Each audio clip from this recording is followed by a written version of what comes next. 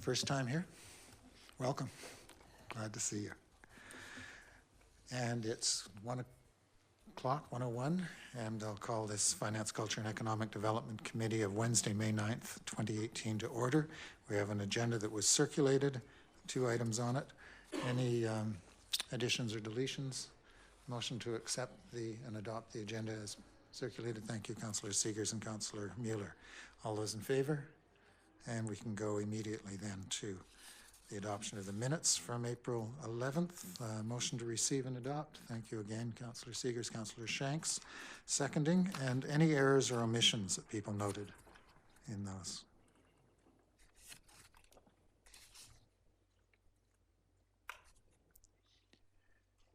All those in favor of adoption? And any business arising for discussion today? Not seeing any. We'll move to item 6.1, Seashell Arts Festival update. Nice to see you. We'll turn on the microphone. There we are. Thank you. Pull it down. There we go. How's that? Thanks. Good afternoon, Mayor, Council, and staff. It's great to be here again. I just have a short summary this time because we did quite a substantial one back in March with our financial budget. So as you can see by the report, we are continuing to work on our programming agenda for October. We've actually organized quite a bit, but we won't go into contracts with artists and performers probably until June, when we know when our we'll know a little bit better about our financial picture, especially with our Canadian government grant that we usually get every year. We usually know that by June.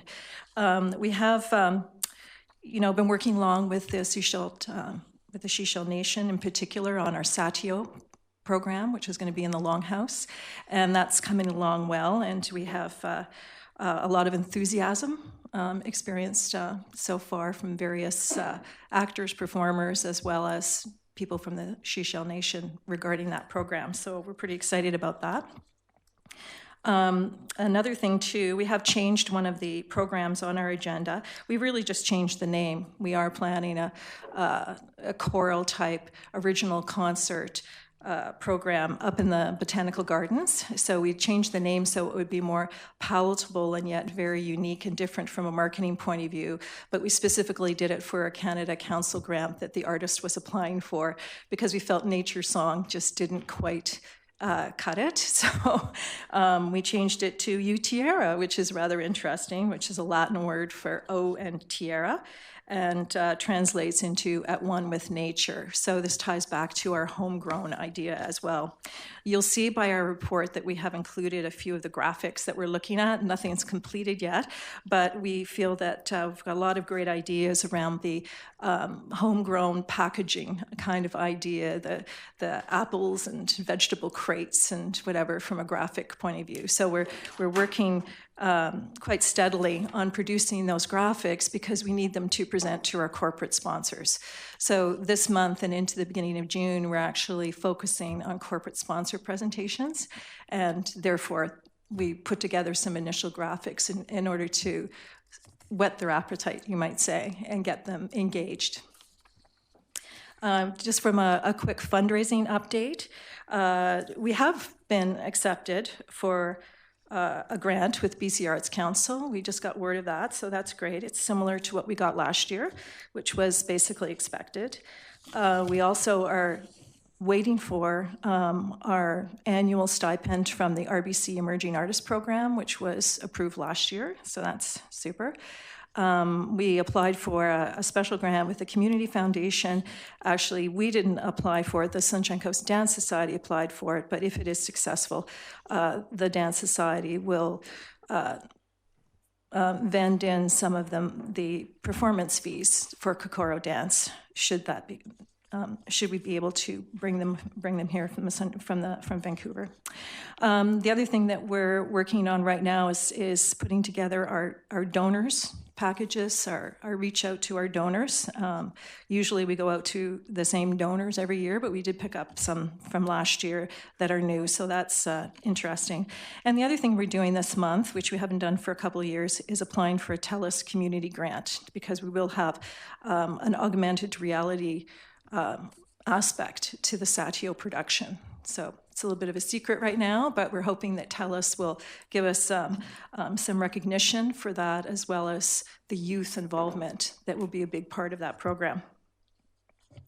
So that's where we're at right now, and we are being very diligent to put together our corporate packages, and that's always the last chunk of the puzzle sort of thing. So if you have any suggestions to give us, that would be great. In the meantime, we'll probably be connecting with you this week or next just to reconfirm that you are still working with some of the sponsors that we had last year, because we do go through some of those corporations, and they've always been very supportive in the past few years.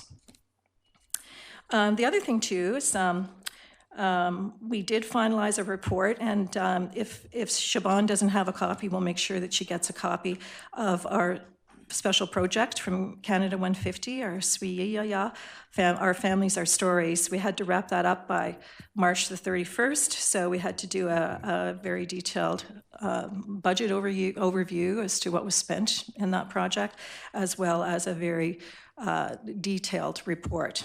So that was submitted, and that's done. And the great thing from that is that we've had our video produced, our archival video produced and copied, about 200 copies, strictly for personal use. It's not necessarily for sale. And it's going out to the various organizations and archivists, et cetera, et cetera.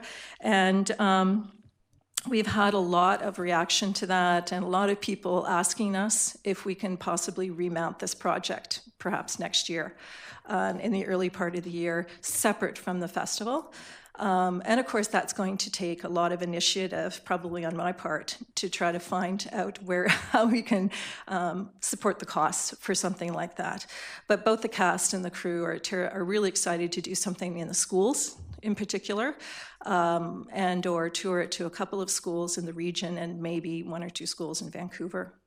And we'll see what happens, but see if we have time to put together a plan on that. And finally, before we get into questions, I guess Siobhan, a commemorative copy for everybody. Oh. Thank you very much. Get out the hankies.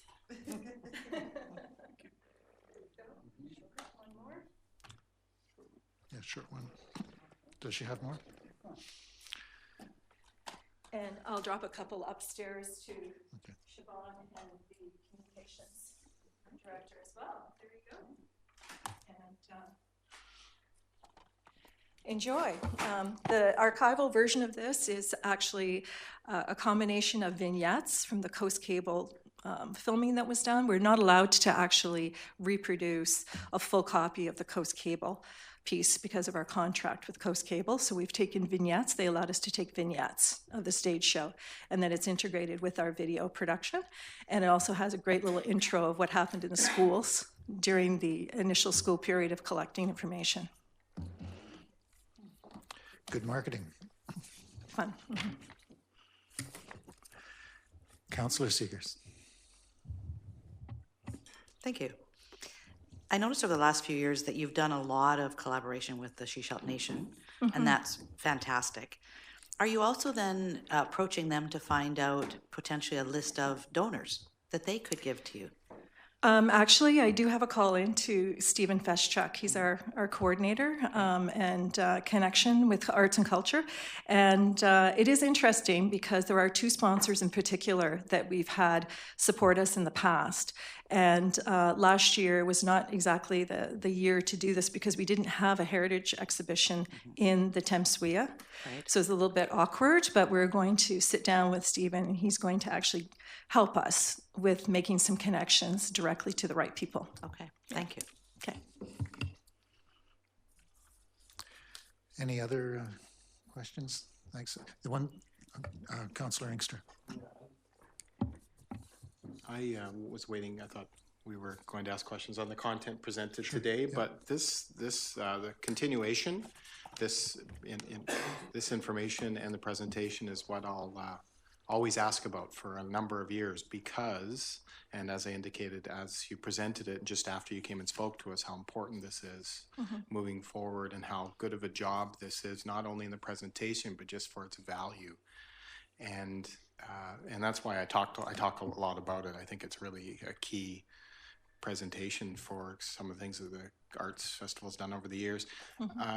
You've given us this. I'm wondering, and it's unfortunate there's some limits with Coast Cable with the content, but I'm wondering if you're using multiple mediums and streams to distribute this document, because this costs money, but so many of the other ways to distribute this information, not only just the voice without the picture, et cetera, et cetera, et cetera, is something that you would retain with the district rights for, but could be used for so many years to present the information.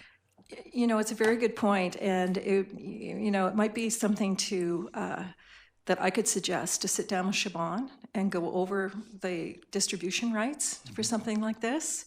I mean, we do have some copyrights here for the actual artist, the writer, the director, the videographer. We've mentioned that in here, but this is when you start doing a wider distribution or even entering it into other programs, say in Vancouver or across the country, we really need to determine, I think, who owns this and how we're going to distribute it. And I think that there are some cable TV outlets, like TELUS, for instance, that would love to air this. But that may be in contrary to the Coast Cable agreement that we have. So we might have to determine how to do that. I mean, the material that's in here is so provocative. It's just amazing. And if you went to the potlatch, the Swiyaya reconciliation potlatch the other night, it's great to see that sort of movement continue to grow, and even using that name, because some of the things that the elders talked about at the potlatch about their personal experiences, they're in here. They're in this video, but they've been edited a little bit or whatever the case may be, but they're just as powerful. And, it'd be great if everybody could see this. So we do have the rights issue to work with in the distribution. And I don't know if we need to speak to a lawyer about that in particular before we just arbitrarily put it out there. Yeah. Yeah, I would think your suggestion of talking to Siobhan would be the start, and then if we need some legal, and we would need legal support I think so. at some point, and that's something the district could probably find a way to do without dipping too far into operations. But it would be quite important, and if we can use the work that's coming out of the festival as a springboard into other communities in various ways, that's wonderful. That would be the next level for what has been a great 10-year run. Definitely. Anything else? The one thing I didn't notice in here was a reminder of the dates for the proposed dates in October. Yeah, the little logo up in the corner now says October 5th to October the 21st. Okay.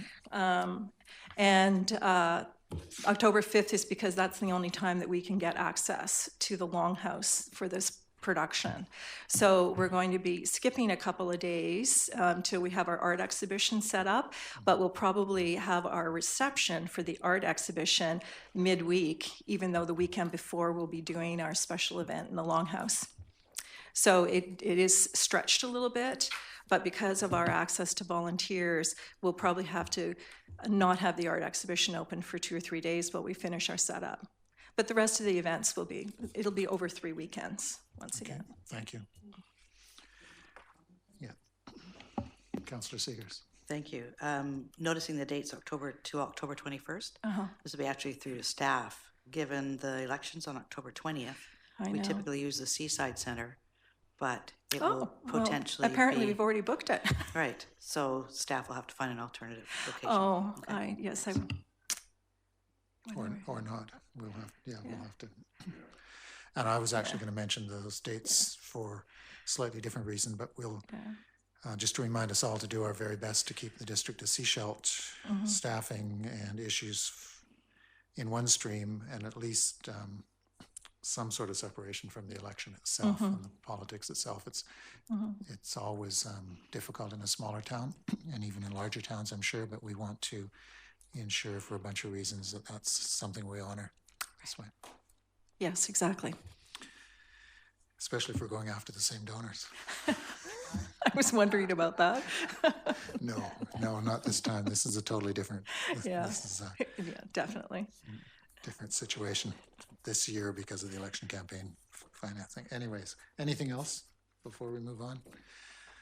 Then thank you very much. We appreciate your presentation and Okay, look thank you. forward to things. And Yes. is this the usual time for putting the corporate package and donors together? Or is it a little May, later? yes. It is May. Yeah, Okay. we'd like to get everything out by May before the long weekend. Good. Yeah.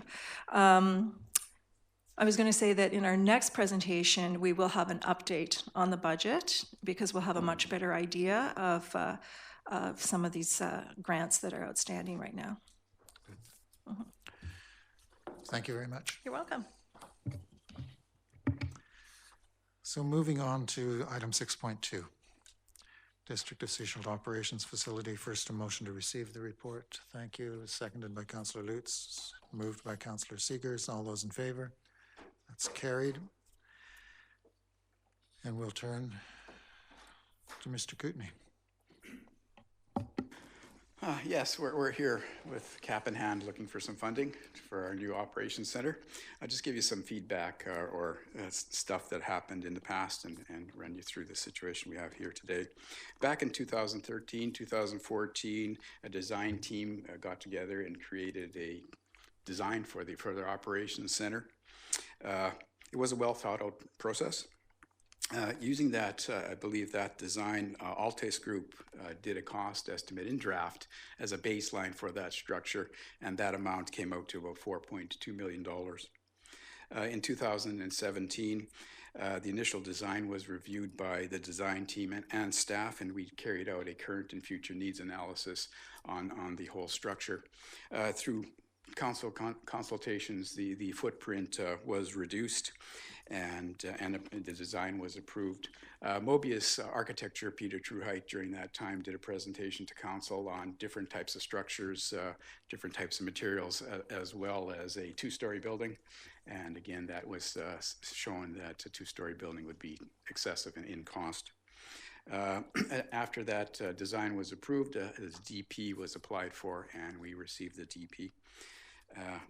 That was obtained, and in March of 2018, a Class A cost estimate was provided by Hascom Consulting, and that cost was about $4.5 million. We did go with a Class A cost estimate because, of course, we wanted to make sure that the costs were right on the nose as we approached council for funding, as well as the design was far past the 80% stage, and so that's why we had the Class A cost estimate done. So now I'll turn it over to Mr. Doug, and he can talk about the financing. Thank you for that. And Mr. Stewart. Thank you, Your Worship. Basically the project, we've got about $800,000 in reserve to put towards the project. That's what's left from the original $960,000 that was put away. So with the design costs we've gone through so far. So with that of a $4.492 million project, we'd be looking at a borrowing of $3,692,300. Currently the MFA rate is 3.02%. That's their, they come out with an indicative rate of what they anticipate the rates would be. So it certainly can change between now and October is when they typically do the borrowing any given year. Actually, sort of spring and fall. So at this point, using 3.02 on a 25-year amortization, we'd be looking at a debt servicing cost of approximately $212,780, and this would require a 2.5% tax increase to service that debt. Thank you for that. 2.5% on and above current taxes. I'll come back to that in a few minutes. The one thing I wanted to say before we went any further, are you, given that this is going to be an official document and people will refer to it for timelines, are you confident that the timelines that you started with in terms of 2013 and 2014 are accurate? Yes, that's what I've been told by Altus. I'm not Altus, but Mobus Architecture, that the design was created in 2014. Interesting. I know that it came It was a point of discussion with us after the election and we weren't in office until December of 2014, and then the cost estimates were something we did in 2015, first time I remember, because they were discussed here, and I don't think they were sitting in the drawer and being pulled out. So that's all I was sort of checking on. I know that Peter and Mobius have been working on it, and what we heard was unofficially. I have a friend that's doing some architectural drawings. That's how it was actually presented to us. So I'm just curious about that, but I'm happy enough if that's what the documentation shows.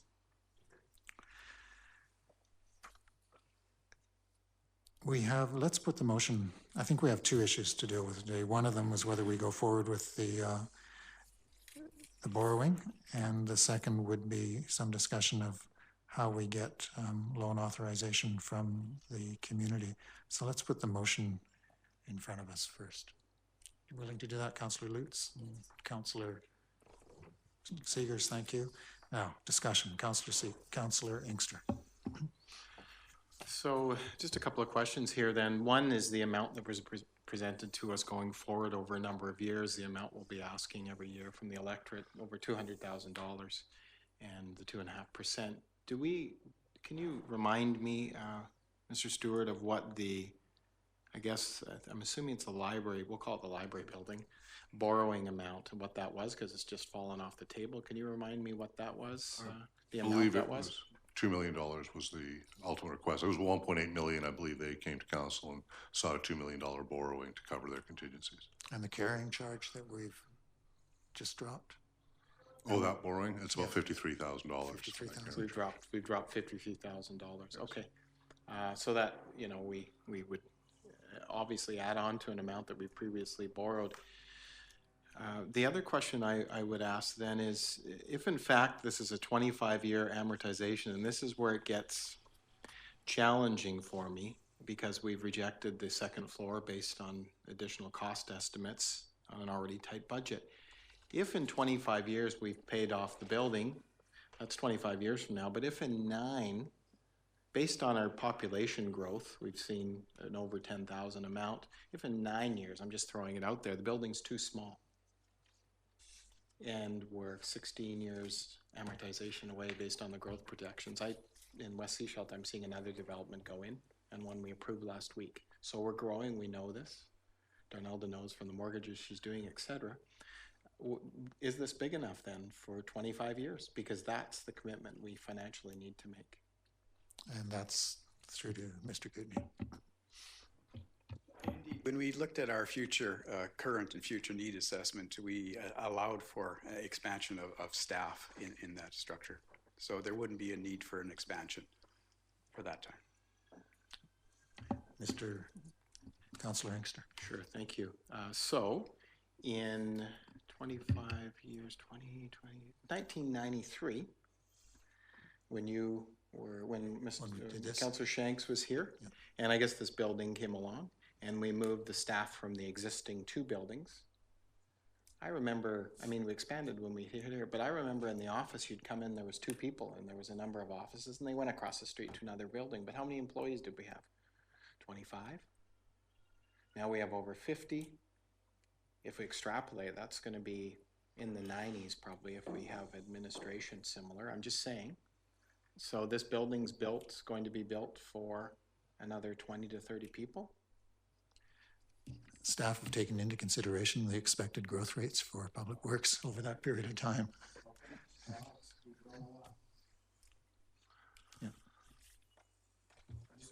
Yeah.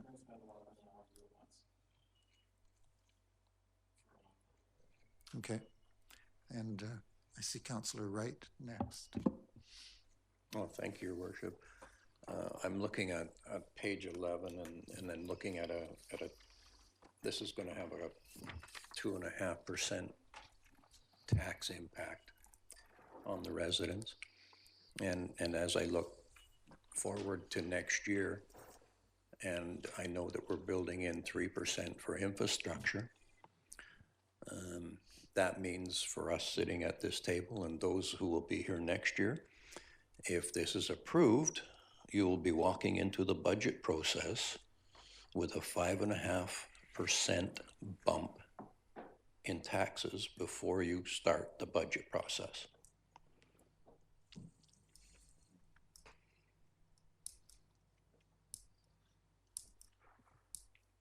And I'll leave it at that. I was going to say, and your point. Okay, we'll let that sink in. That's fine.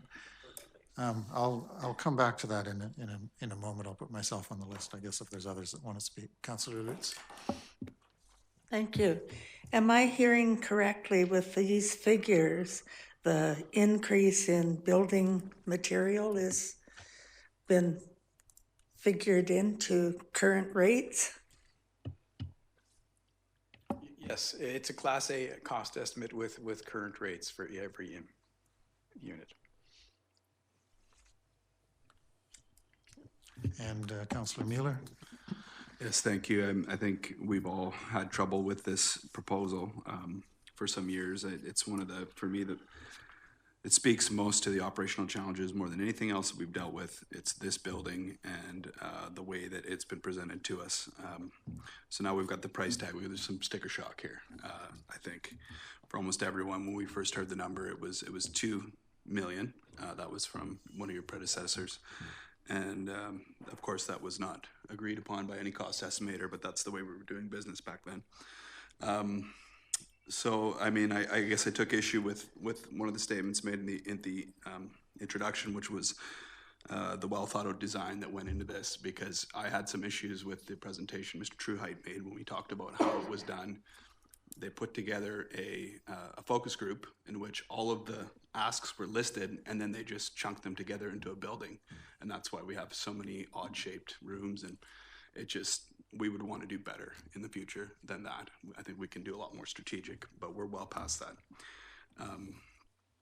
You mentioned, or sorry, Mr. Kootenay mentioned the needs assessment and the fact that we know that there's no need for expansion of the site over the next 20, 25 years. And I don't actually recall seeing that. Perhaps that was something that came through Parks and Public Works.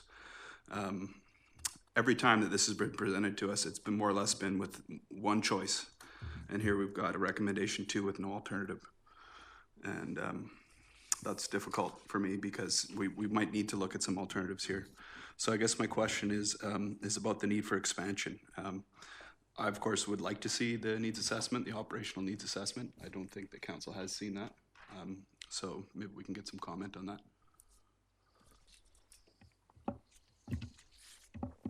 Mr. Kootenay. Yeah, it was through discussions with the design team and staff as we went through each facility, each room, and how we can utilize that in the future and at present time. Can we take a room, and if we had to move other people in there, create another office out of there, or do something like that? So it has been all arranged that if that arises, we have the electrical components, everything is put in place for that future. That's how that needs assessment went through.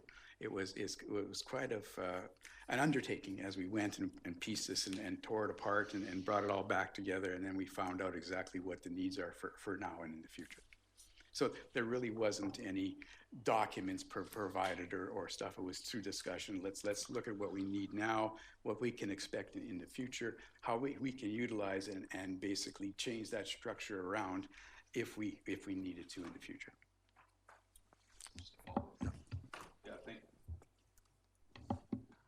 Thanks for that. I think that's the type of thing that would make council a lot more comfortable to see the way the operations were broken down and in terms of what we need. Because when we've been asking questions about this building, we haven't even known how many staff are going to be there or just which staff from which departments. Do we know that at this point?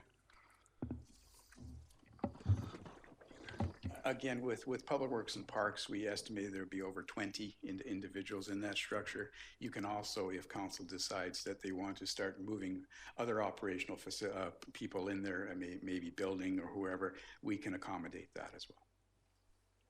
Thanks. That's all I have for now. Councillor Wright, and then I'll put myself on the list.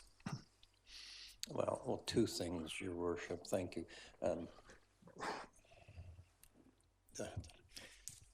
The needs assessment is something that should have been done before we started the building so that everybody knew who is going to move there. This is not the first time I've said this. You don't design a building and then say, okay, who are we going to fit in it? You determine through your administration and through the council who's going to go there, and you build the building. And then you put your expansion capabilities in there. I guess as I look at page 26, and I look at element A, which is the shell, I've got $1.5 million in that, and that's the estimate. That does your excavation, puts up your building, puts a roof on it. And I guess I have to look at that number, and I have to start thinking about other ways of getting 14,000 square feet, which is what the size of the building is, 14.3. And is there a better way to get that amount of square footage with the walls up and the roof on? I talked to people who put up structural steel engineered buildings. They're telling me they put them up for $100 a square foot. I suspect that if that is true, and if we did some pricing on that, we might find that that $1.5 million drops considerably. And I guess we may not have some of the architectural features that are built into this building, but we would have a building that was sufficient, okay, for the people to work in. It would be dry, it would be warm, it would be a safe place to work. And I read the last paragraph. I know what the people in Public Works and Parks have done. Yes, they need a building, but I'm having real difficulty with the cost on that. And I guess one of the questions I have to ask myself, am I prepared to go and borrow $3.5 million? We currently have a debt load of $10 million. And now I'm going to add another $3.5 million to that debt load. And I guess that gives me some pause for a real concern. Thank you. Okay, if I can speak to this. First, I'm fully in support in principle on this project. I think some of the concerns we've heard speak to the process and the way information has come out, and certainly needs to be reflected if we go to the public, when we go to the public, because we do have to go to the public in one form or another on this. I think it's to be crucial that we have a consolidated business case that speaks very clearly to the needs in a matter-of-fact way, and in some of the questions that have been raised as we have this to this point. I'm actually not in favor of looking at the cheapest alternative. I don't think we're looking for a structure that we might be if we were running a small industrial shop on Seashield Inlet Crescent. We had a 20-year timeline, and we can throw up some steel walls and not worry too much about how things are. I think we have to remember that we're a public sector, we're a public government, and we're in here for the long haul. So we're looking at facilities and structures that can last us well past the payback, well past the 25-year amortization, so probably double that, which raises Councillor Inkster's concerns about whether it's adequate. I don't think we should overbuild based on projections, but we do need to make sure that we have capacity to serve well for at least the 15 or 20 years, and then maybe a little tighter in the last couple of years. We don't want to have people working around in an empty arena where there's more echo than there is work being done. I don't think the 2.5% tax increase put in perspective is really of any danger. I guess the community might tell us otherwise. First of all, our current debt servicing is under 10% of our revenue. That's actually a really good number, and we have to keep that in mind. And we're well under half of the percent that the provincial legislation allows. And at various times in a municipality's growth rate, and you're going to have that debt ratio to revenue going up and down, but we're in a very good position right now, so you shouldn't be afraid whatsoever of the additional debt load. It is important that it goes to the community, and I think that's an important part of democracy and assurances. But when you put it in perspective, I wanted to ask the Director of Finance 3 interrelated questions. What's the value of an average residential property in Sechelt in 2018? What's the actual municipal tax burden? And I'm sorry I didn't get this to you in the email this morning. I thought of it last night, about 4 o'clock. What's the actual tax, municipal tax portion, and the overall tax for school taxes, hospital, regional, all of that? And then we can put the 2.5% increase into perspective, because this is 2.5% of an increase on what is probably about a $2,000 tax bill at max. And I think if my home is close to the average in the community, the municipal portion of that is probably about $1,500, and 2.5% of $1,500 isn't a very significant number. And if we're looking at assessed values on, you can't get an affordable home for $500,000. So let's be serious about the kind of homes that we're looking at and what the tax burden is and what 2.5% really is. 2.5% out of our total budget sounds like a lot. And in percentage terms, it's a big jump. And 5.5% going into the next budget is quite significant. But 2.5% of much of the actual tax bill for a person is not very much at all. So can you help me through that in terms of the average assessed value, the total tax bill, if you happen to know it, but what the municipal portion would be?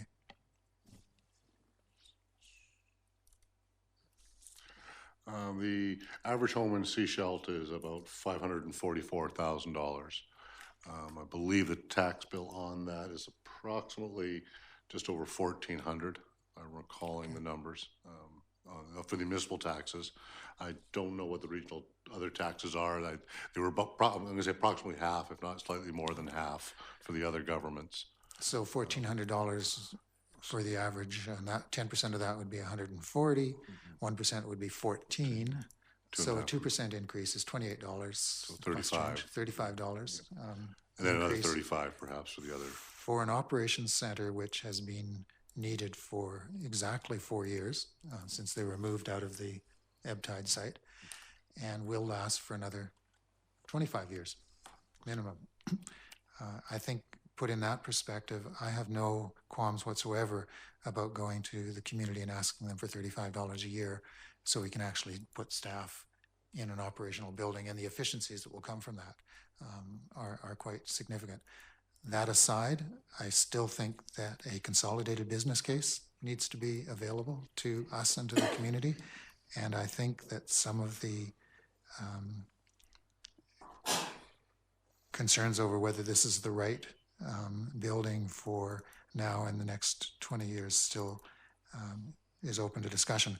I'm not sure how to do that because I don't think councillors are really the best people to start redesigning a project in a council or committee meeting, but I do think that speaks to the fact that this process from day one has never worked really well. And it started when we were elected with a staff superintendent of public works saying, I'm pretty sure we can build this for $2 million, and I got a friend that's going to do the architectural stuff, and I can general manage it.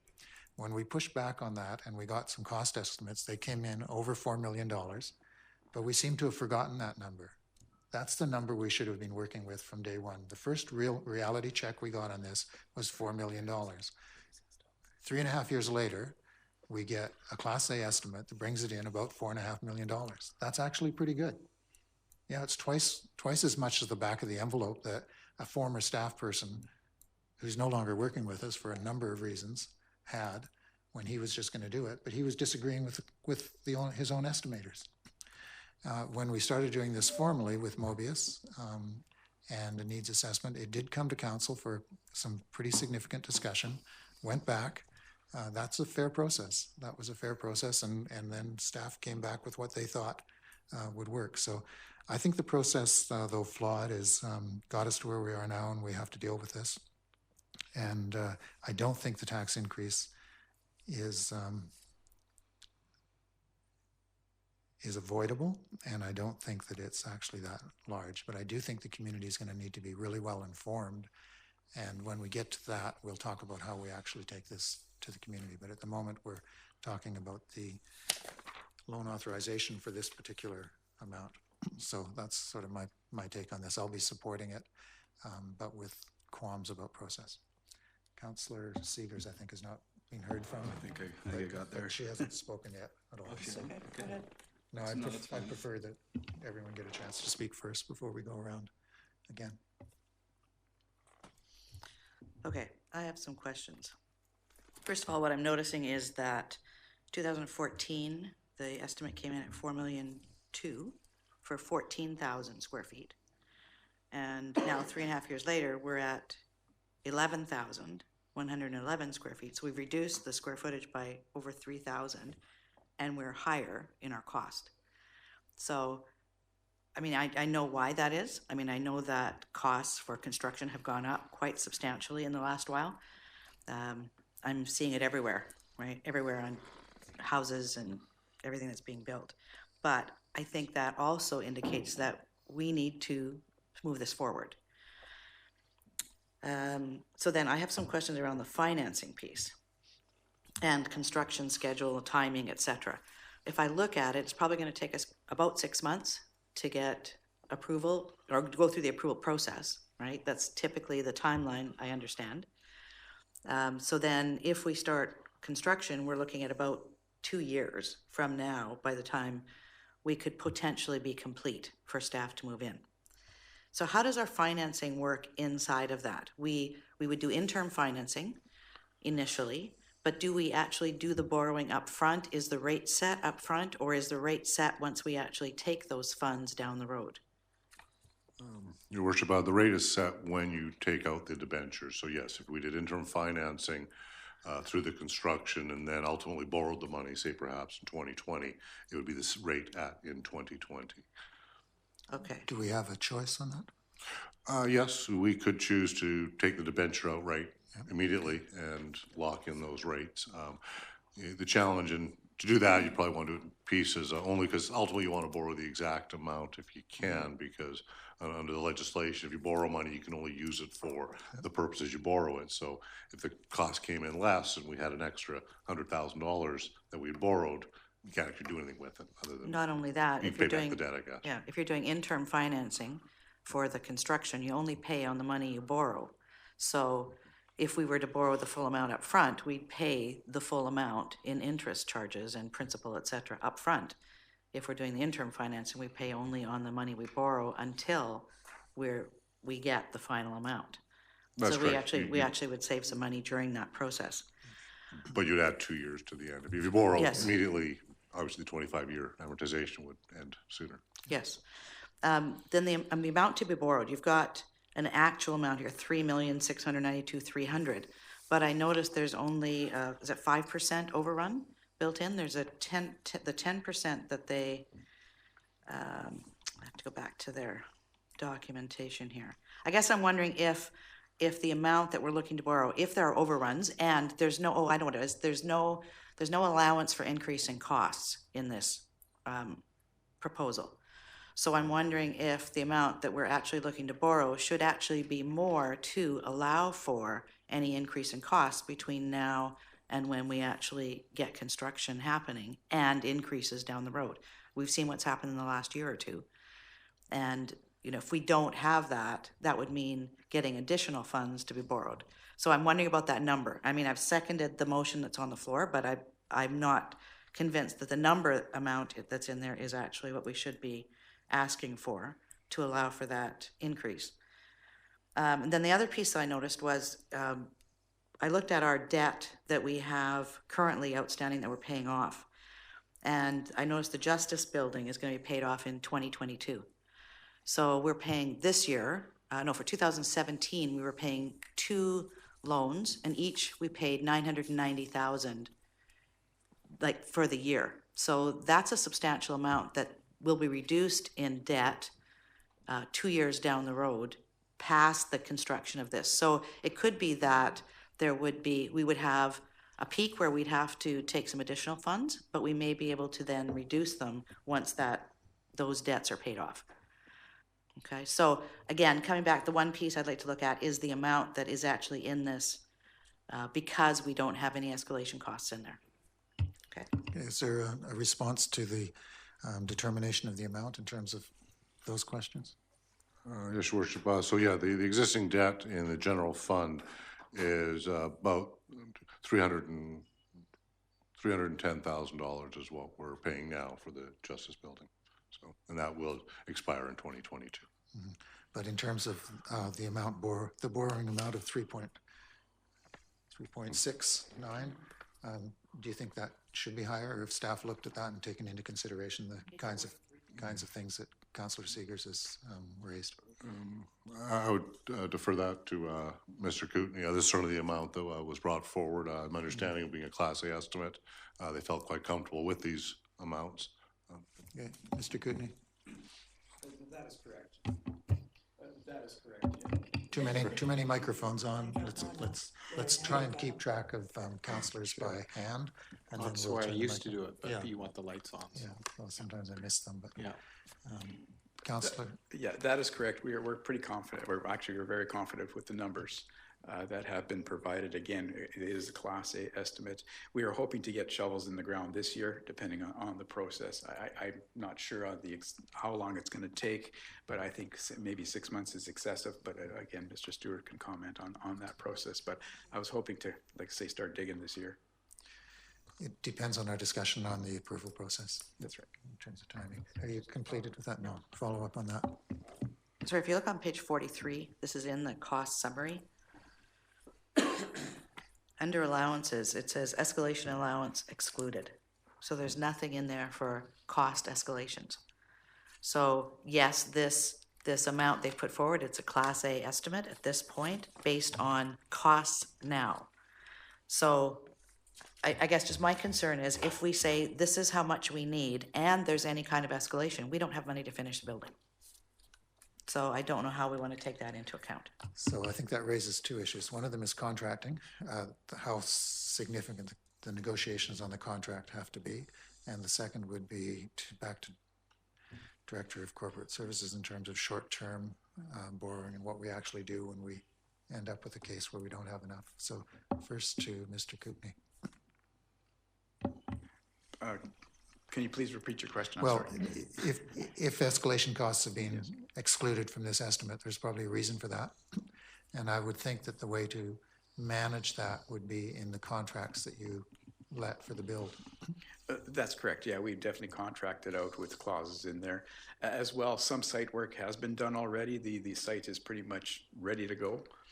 There are off-site works that would be required, and there has to be some excavation again for the lower portion of the building. But there we would see some savings in those portions. Are the off-site costs in your borrowing? No. That's correct. They are? Yes. Yes, okay.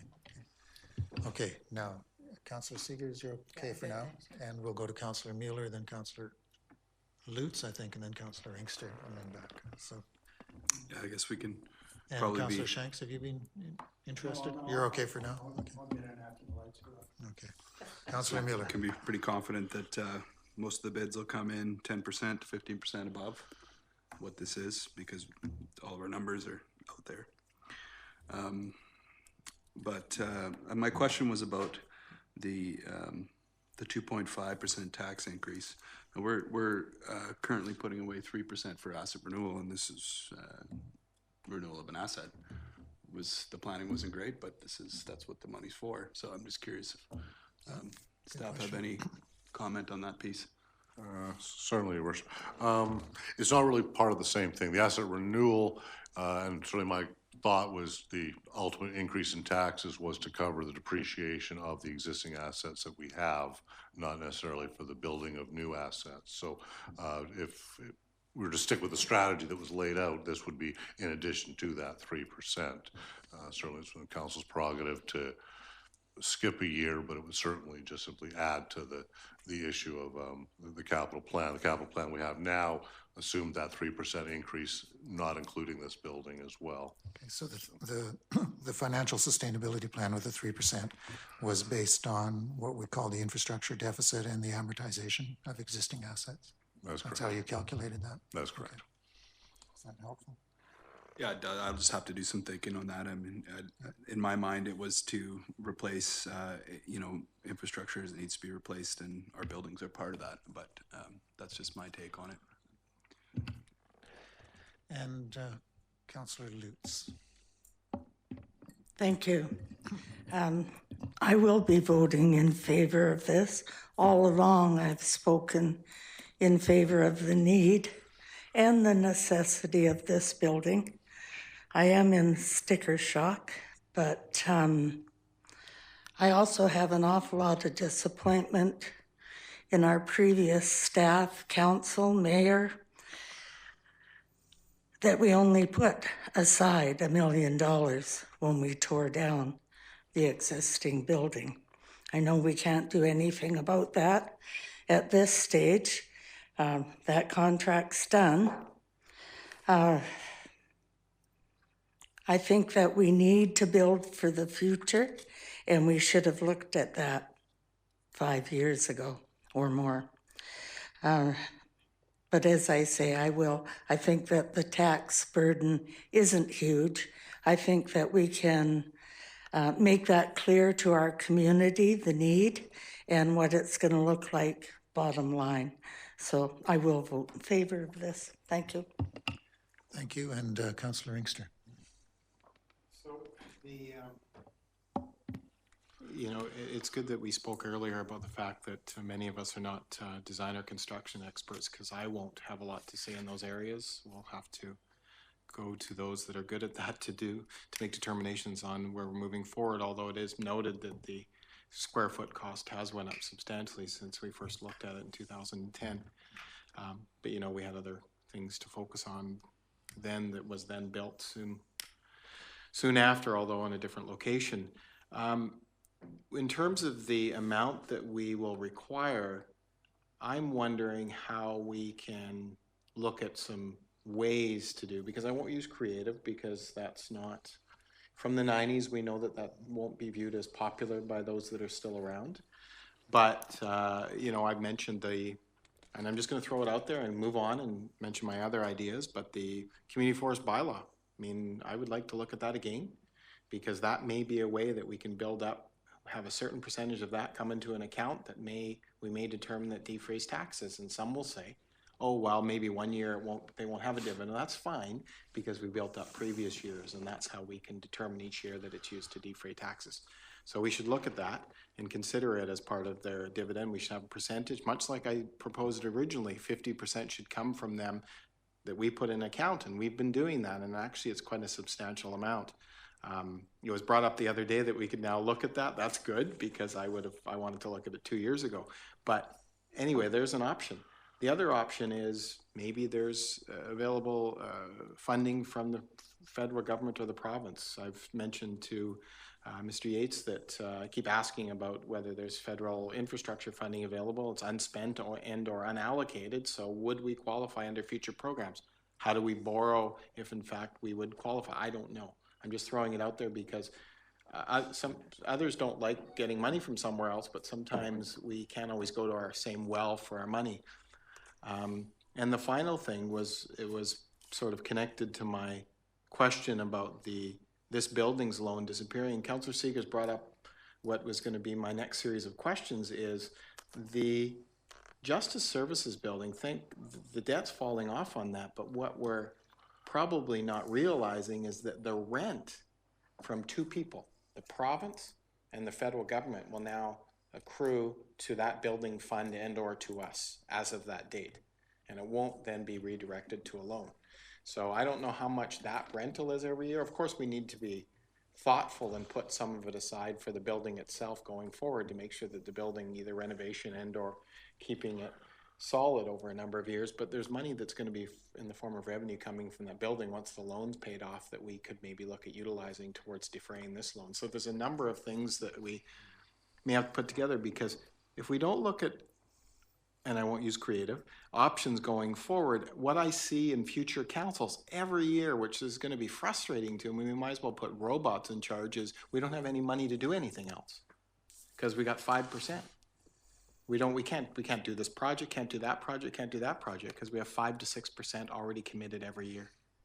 And that's what I fear, because I've seen it the last couple of years where there's some things we'd like to do, but we seem to have our hands tied.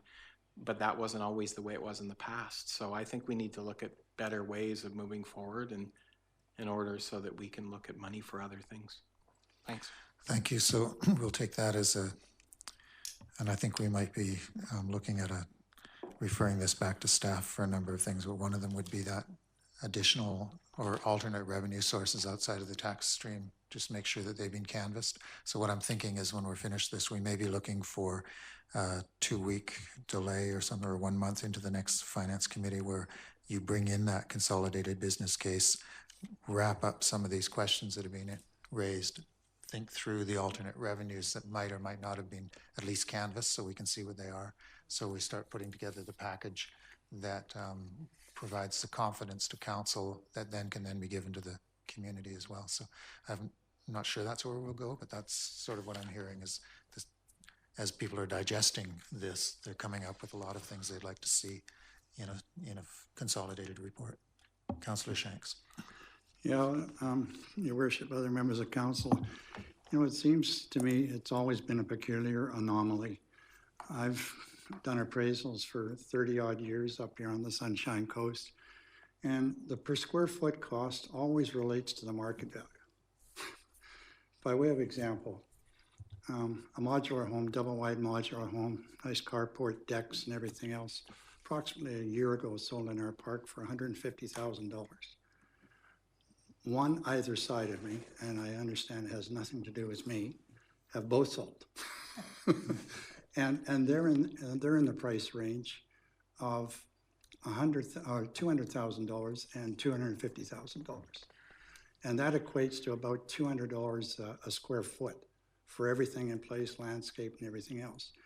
I never see, when the market takes a dive, the square foot cost coming down.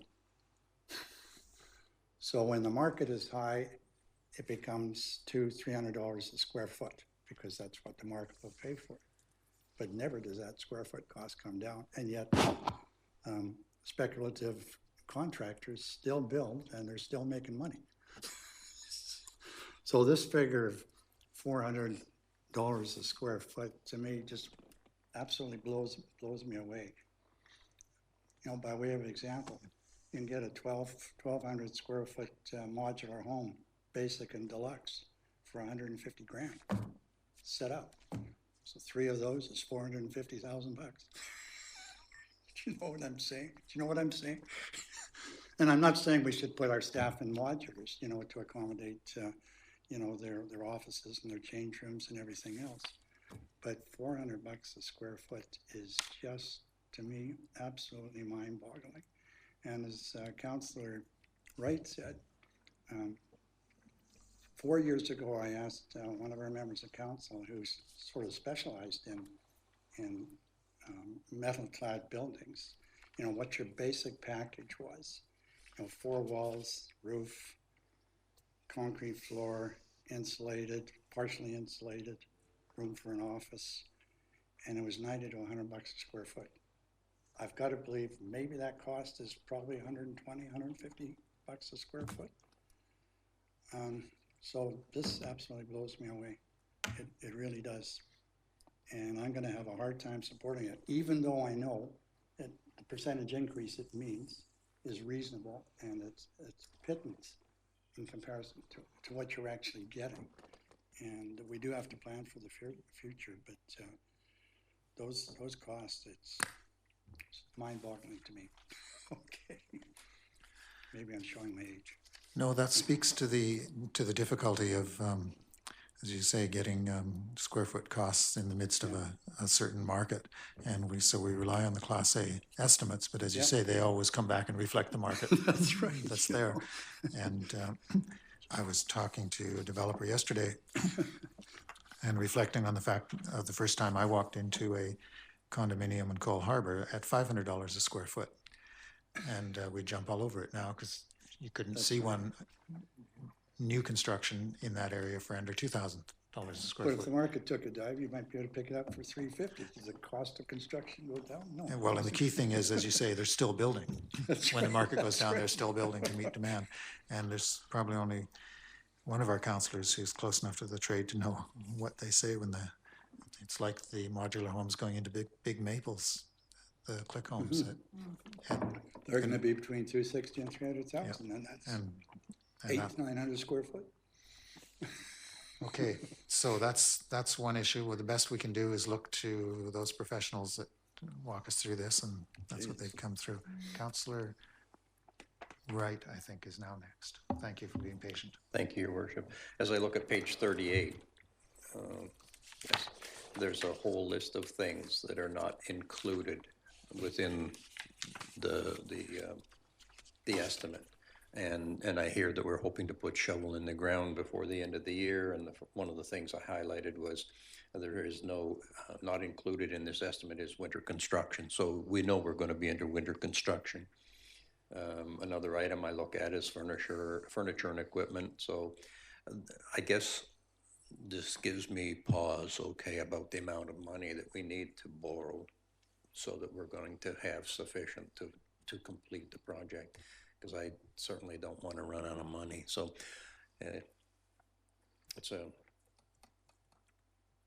I think we need to think about that and make sure that amount of money, we've got it down so that we've got it made and not going to be in trouble. Thank you. Yes, we need to have enough money to make this operational. It's like building your house and not having any appliances or furniture in it, but it's ready to move in and you got your occupancy permit. Then you turn around and tell your family that, sorry, we've got a nice roof and 4 walls. Councillor Seegers. Thank you. One other thing that I don't see in here, but it might be included, is project management. Where are those costs included in here? I mean, they might be tied into some of this, but I'm assuming we have to have project management to bring this all together.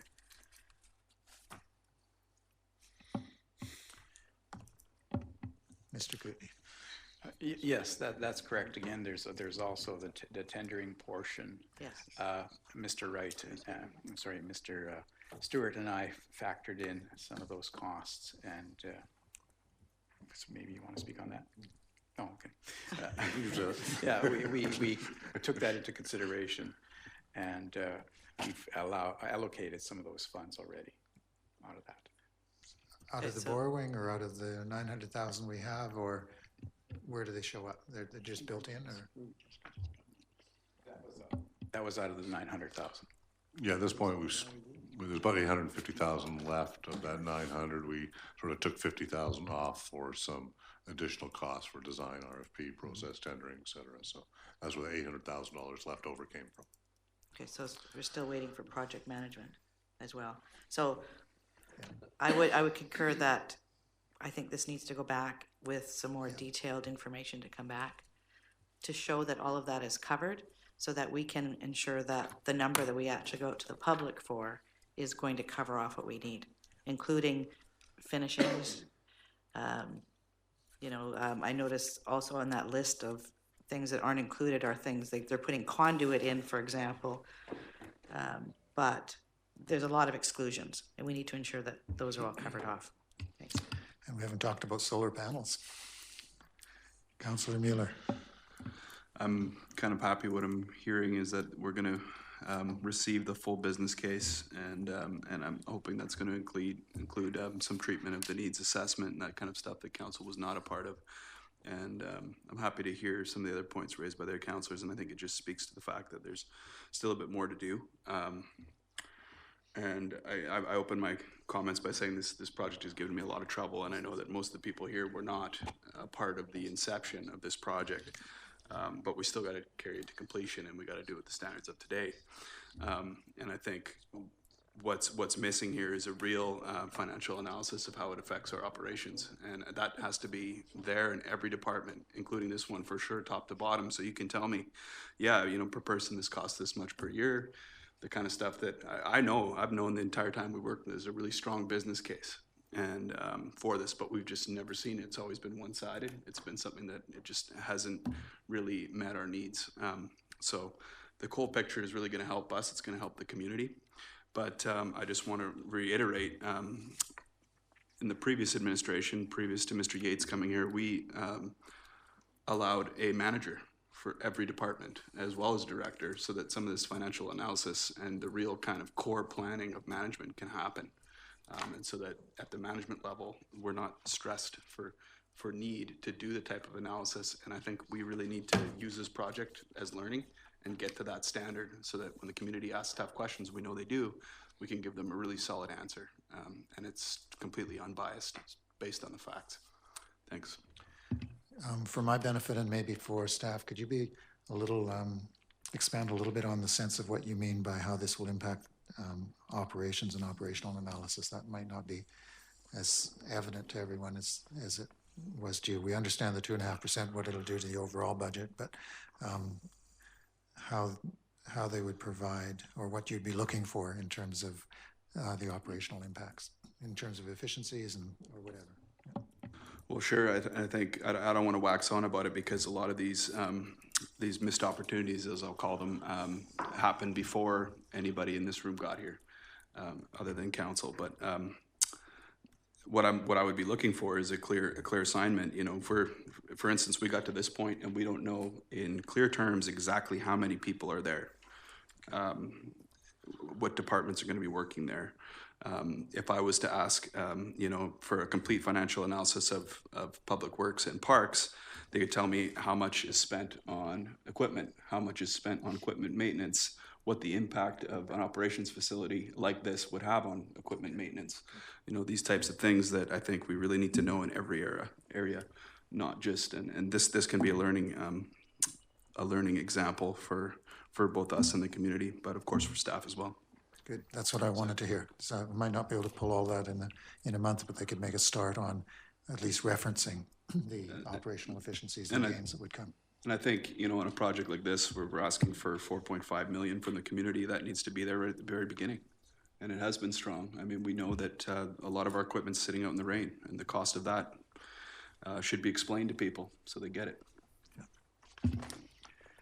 And Councillor Seegers, and then Councillor Shanks, is your light on for future? Oh, Councillor Seegers, and then I think I'll try and rework how to get out of the motion that's on the floor and how to move forward to a 1 month's reprieve so people can digest and think this through. Councillor Seegers. Yeah, just a follow-up on Councillor Mueller's comments. On page 12, I think there's a beginning of some of the information that he's looking for, where it talks about some of the impacts on staff and on equipment, but looking for more information. Yeah, it just sort of says there will be one, and it's needed, but something a little stronger. So we do have a motion on the floor, and I think the best way to deal with this would be to have a motion to table until further information is available. That'll give us a frame for it.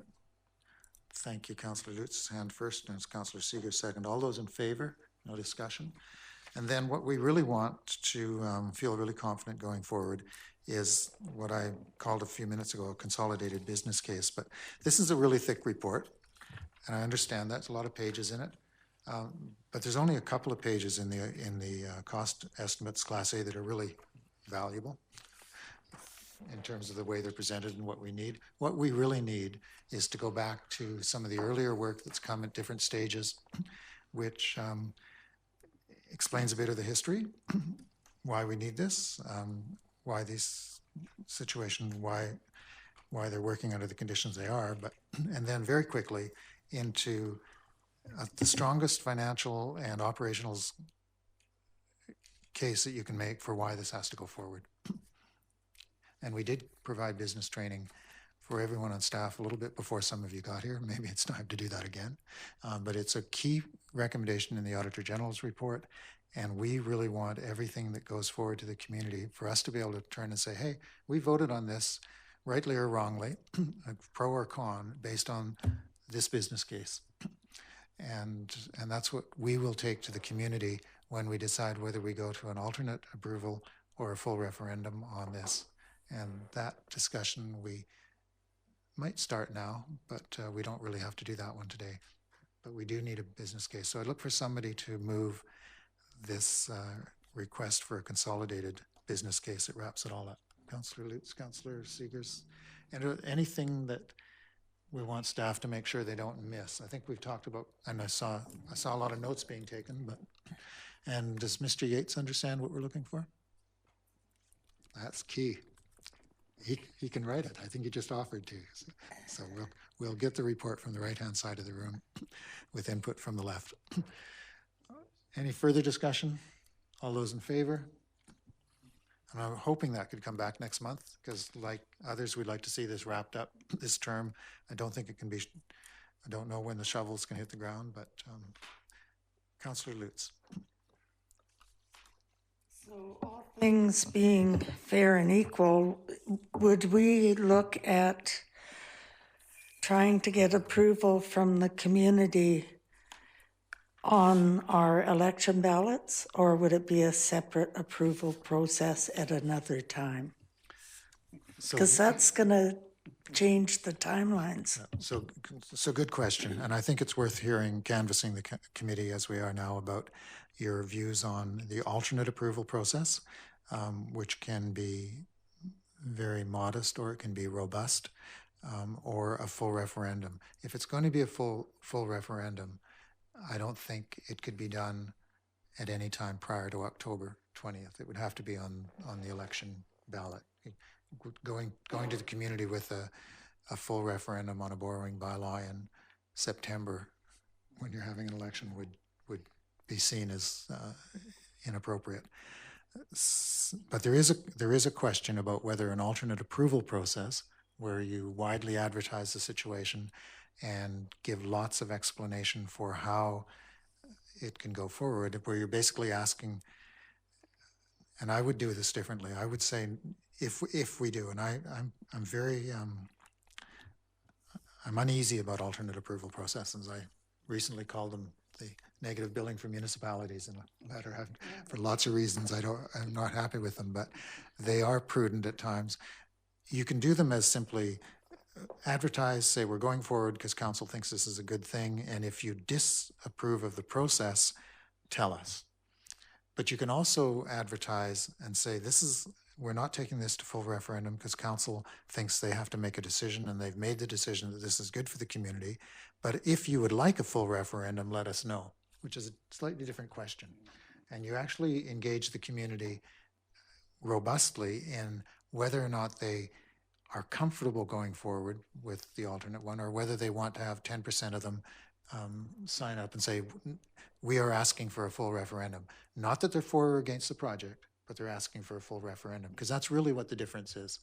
And sometimes it gets confused, though. They think that if they're opposed to the project, they have to send in their forms on the, and we have to make it, if we do an alternate approval process, we have to make it really, really easy for people to sign on or off of that process. Not the one for water for the SCRD, people still don't know when it happened and how it went through, and there was 986 people against it, but you ask the community when they approved the borrowing for that, and most of them don't know.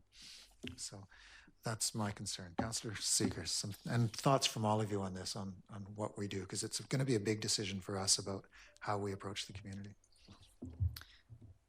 With an alternate approval process, do we need the question that's asked approved by the ministry?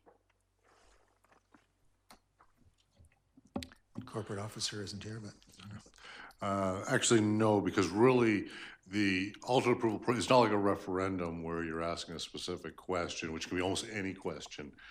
In this case, it's council will give 3 readings to a loan authorization bylaw, and then the community has 30 days to say whether they agree with council's decision to do a loan authorization bylaw. So that's the specific question, but it's not framed as a question. It's simply, do you agree with borrowing this amount of money for this project? So in fact, technically, it's not even a referendum on the project. It's a referendum on the borrowing for the project. It's only on the borrowing. And so how council chooses to react to a strong turnout is really up to council. I give an example in Kamloops where there was a project that went along, it didn't achieve the 10%, but there was a large enough turnout that council felt there's obviously a groundswell here that is unhappy with this project, and it actually got, council backed off on it purely because of the numbers that came out, even though it legally didn't hit the 10% requirement. So really how council chooses to, if it hits the 10%, then the loan authorization bylaw at that point is defeated by the electoral. So the question can be formulated in-house, and we don't need the Inspector of Municipalities or the Ministry to sign off on it. Yeah, because it's not really a question. The question is self-evident in that it's, are you in favor of this borrowing? And so you don't really ask the question. So it's a reference to the loan authorization bylaw. Exactly, and it's simply an advertising saying the community intends to borrow $3.6 million. If you don't like it, sign this petition to say you don't like it. There is no question as such that you would find on a referendum. We might do some additional advertising around that. Yeah. It can be advertised any way you want, but the official. Yeah. Okay. Does that help, Councillor Seegers? And additional? Somewhat. And then do both processes take the same amount of time? An alternate approval process and or a referendum? Or does a referendum take longer in the process?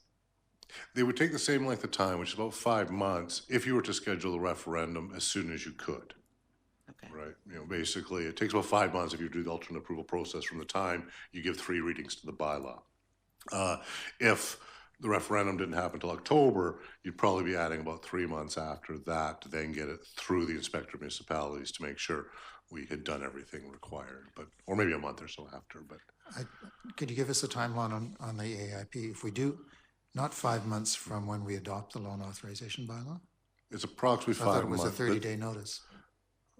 The ministry likes to say it's about 5 months from the time you start the process, which is giving 3 readings to the loan authorization bylaw, which could be perhaps as quickly as June 6th at this point, if we were to rush this now and try to get to the next council meeting.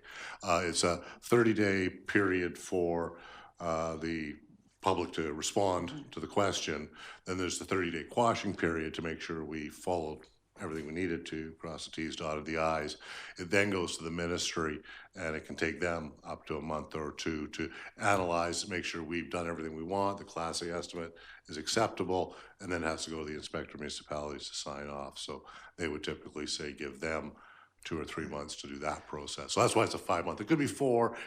It honestly depends a lot on the province. But the public process is 30 days after the bylaws. That's correct. You set a date and say, as of this date, you've got 30 days to tell us what you think. Yeah.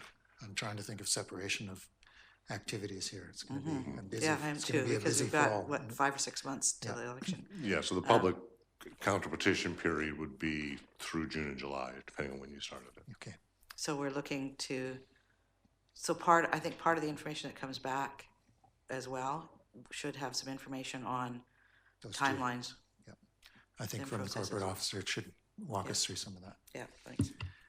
And Councillor Mueller. Yeah, I was struggling with this question myself. It's tough the way that the timing all lined up to make it so close to an election. And I think that, our guiding principle should be that we need to depoliticize this as much as possible.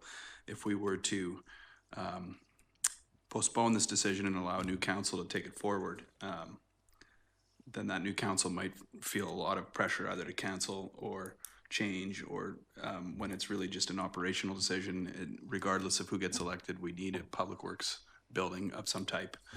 And so that's what I'm kind of wrestling with, is how do we make it totally non-political, or at least as small as it can be. We don't want that to fall back on this council or the next one. I think it's just an operational decision, and with that in mind, we might have to. Basically, if we're going to go ahead, we have to get it done as soon as possible. Yeah. The AAP may be a little less political. There's no question that community members feel strongly that we're elected to make decisions, and the failure to make decisions will be a political judgment. And if we think this is a good thing and we take it to a full referendum, and it's the same time as the election, one of the questions will be, if you think this is good, why are you asking us? And why are you going through this process if you think it's important? So, and I've watched that play out. The last referendum we had in this community was 2013. It wasn't a pleasant experience, so we would want to keep all of these things in mind as we move forward. Councillor Lutz. That's my fear too, that it would become so political that it would overshadow all the rest of the politics that's happening at the same time. For a referendum to pass with 15, I don't know. I can't tell. With a referendum that passes with 15 votes, it's not, in my mind, a strong decision. And if that were to happen again, and the other way, and put off having a building for our workers, I can't take that chance. Well, the community's going to make the decision. Any other thoughts on, and we don't have to make the decision till next month when it comes forward, but it might help staff craft a little bit of information for their report if there's other thoughts on the AAP versus the full referendum. Councillor Inkster. So my fear is that if we go to a full referendum based on the historical evidence in Seashelt with referendums and what's gone on, especially with civic buildings, that what we need to do is provide a building for the workers won't go forward. The argument was not a bad one in the 90s to upgrade the buildings, and we're in the building now. We're actually in the fruits of those labors today, sitting in this building, rather than be interesting if we had meetings in that old building. And if anybody wants to go see where the council meetings are, they should go to that alternate school nook and where the workers were. I mean, it's in the end, it's a good building that we're utilizing, but that didn't pass with referendum. But the question is, if the community doesn't want to support public buildings, shouldn't they have the right to make that decision and tell council that they're not interested in paying for this? Well, that's what I'm saying. I mean, if it's that much of a risk, I don't know if I would want to lead a community politically or publicly that didn't want to do that. Mm-hmm. But if there was that kind of a difference, I'd like to know. Mm-hmm. So, I mean, it would be let's get truthful here. It would be a wonderful illustration of irony if in fact we took this into a full referendum and it went one way and the election went the other way, given how I first came into this building in 1996. Mm-hmm. So, I'm just saying that there's that's my concern, is going that way. But at the same time, one side of me wants to give the opportunity for the public to make decisions on large borrowing amounts. Yes.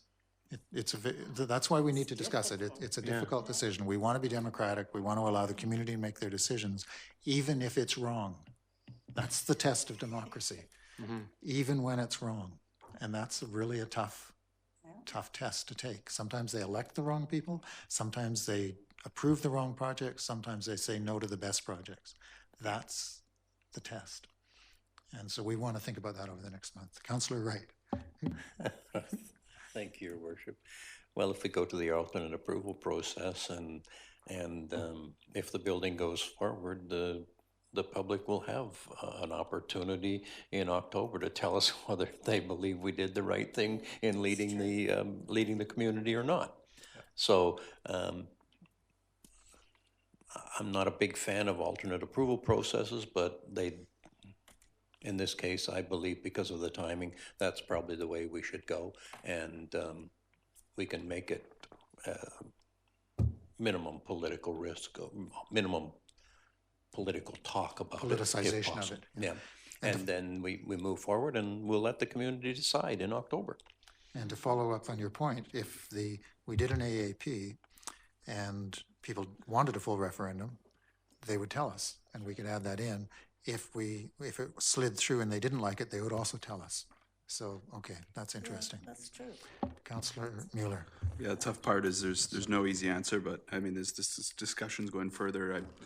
The more I'm beginning to lean towards what Councillor Wright is saying. I mean, of course, the unfortunate issue of avoiding a referendum is that we're not going to be able to get out and bully the citizens that disagree with us.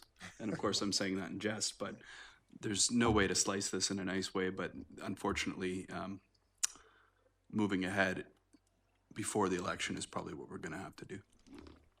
And Councillor Shanks. I think I lost my train of thought. For a moment, anyway. Just thinking about all these alternatives. Yeah. Okay.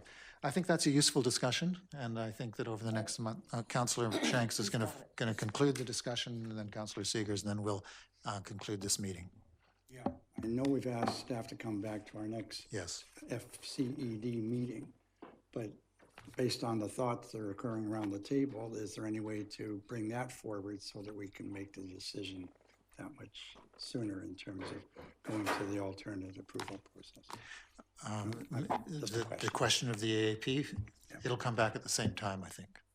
At the same time, so within 1 month, and then we can get it to the very next council. So we're not delayed more than 5 weeks on this. Yeah, but we might. It's going to take that period of time for them. Yes, and we'll ask the corporate officer to do a small thing on these alternatives, so we can actually see them again, and then we can test it. And Councillor Seegers. Thank you. I think, the next month or two is going to determine more so what we're going to do in AAP or a referendum, because it's going to depend on the information that comes to us at the next meeting and whether or not at that point we're comfortable actually moving something forward. So I think when the timing comes to us, it can't be absolute. It's going to need to be from the time you pass this or whatever, do your third reading, these are the timelines, so that we can look at how that moves inside of this whole process. Okay, thank you very much. I appreciated that last part of the discussion in particular. Could I have a motion to adjourn? Thank you. Thank you. All those in favor? And we've got 5 minutes before we're going to close meeting.